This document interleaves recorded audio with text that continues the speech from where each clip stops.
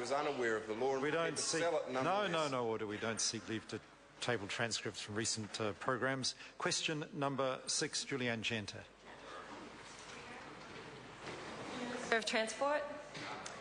Did the government compare the costs and benefits of the roads of national significance against those of other transport projects before announcing them to ensure that it is getting best value for public money?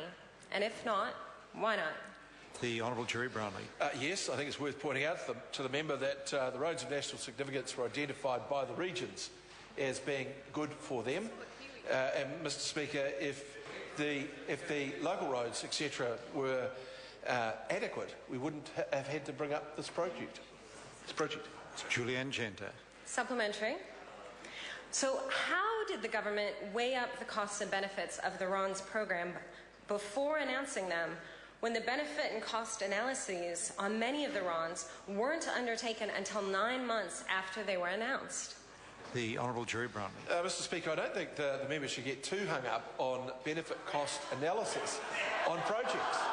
And clearly doesn't, because the Green Party keep pushing the Auckland Rail CBD loop, which of course has an appalling benefit cost ratio, but it doesn't stop them saying it's a great thing.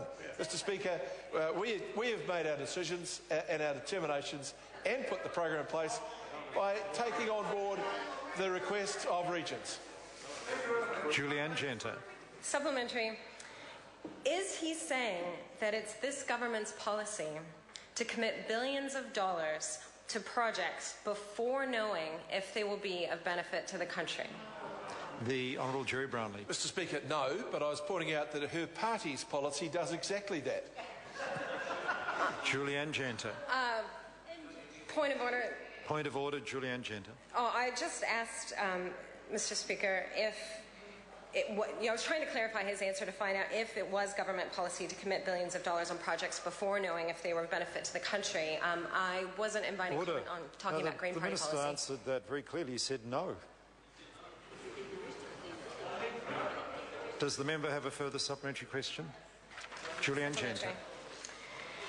Has he read the Ministry for Economic Development's latest petrol price forecast, which has prices trending 20 to 30% higher than the prices assumed in the RON's benefit cost analyses?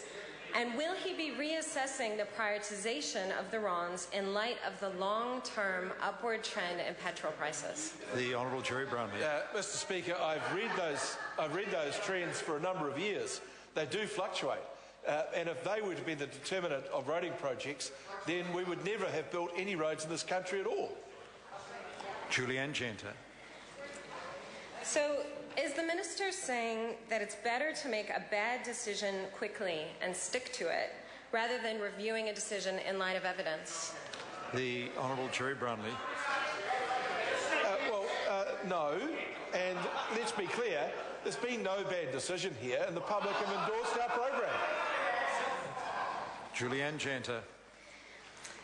What assurance can he give the public that the government is making the best possible use of the taxes we pay for transport when his government decided to prioritise the RONs without comparing them to other transport projects, when there are many other projects that have significantly more cost-effective than the RONs, and the business cases for the RONs are now hopelessly out of date according to the government's own petrol price projections? The Honourable Gerry Brownlee. Mr Speaker, none of that is correct. Point of order. Point of order, Julianne Genter. Mr Speaker, I seek leave to table a document. It's from the New Zealand Transport Agency. It's the Puhoi to Wellsford Project Summary Statement published in January 2010, which shows that Puhoi to Wellsford has a BCR of 0.8. Leave is sought to table that document. I'm told, well, members can refuse. I've sought leave. Leave is sought to table it. Is there any objection? There is objection, because it's available online.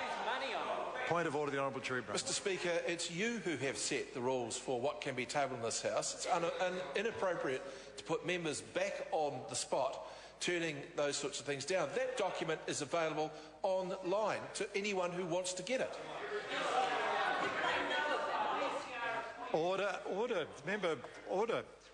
some order will come back to the House. I'll take the point of order first from Gareth Hughes. Oh, just speaking to the point of order, Mr. Speaker, if you applied that rule as strictly as the Leader of the House is implying, 99% of documents from the OECD to government departments to university reports would be ruled out of order to table in this House, to the detriment of members in this House. Order.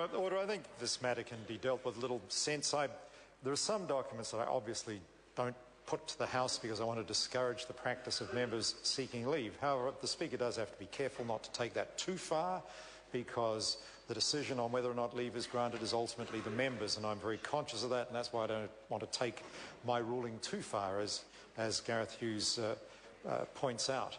It might have not escaped the attention of some members that the Speaker once perhaps had a conflict of interest with respect to this document and therefore didn't want to be seen to be ruling it out from being tabled in the House. So I wanted to make sure that the House had the chance to make a decision on that. Is there a further point of order that Julianne Genter wished to raise? Julianne Genter. Point of order. I seek leave to table the Ministry of Economic Development's Energy Outlook 2011 reference scenario, which was published in January 2012, which shows petrol prices trending 20 to 30% higher than they were in 2009. Leave is sought to table this document. Is there any objection? There's no objection. Question number 7, Melissa Lee. Thank you, Mr.